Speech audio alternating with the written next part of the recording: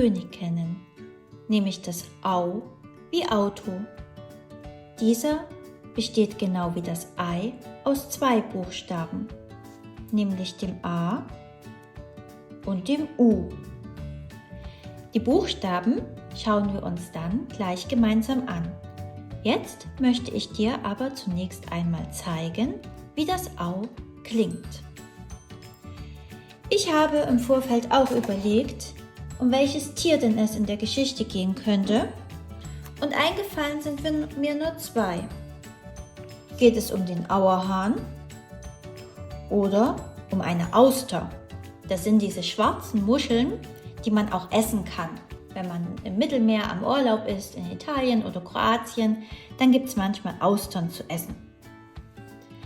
Heute geht es nicht um den Auerhahn, sondern um eine Auster.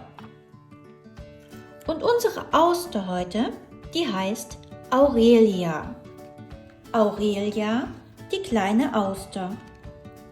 In einer Austernschale ist viel Platz und manchmal ist darin ein echter Schatz. Viele Austern, nur leider nicht alle, haben eine Perle unter ihrer Schale. Aurelia, die Auster, treibt im Meeresschaum und träumt ihren Perlentraum. Ach nein, was mach ich bloß? Ich arme Auster, bin perlenlos. Sie sieht die anderen Austern mit ihren Perlen im Bauch und denkt sich, einen solchen Schatz, den will ich auch. Was fängt sie jetzt nur an? Nun, Aurelia hat schon einen Plan. Mein Zustand ist nicht mehr von Dauer. Aurelia legt sich auf die Lauer. Ist denn so etwas wohl zu glauben? Diese Auster will eine Perle rauben? Na, bitte sehr. Da kommt eine ahnungslose Auster daher. Ihre Perle funkelt wunderschön. Da kann Aurelia nicht widerstehen.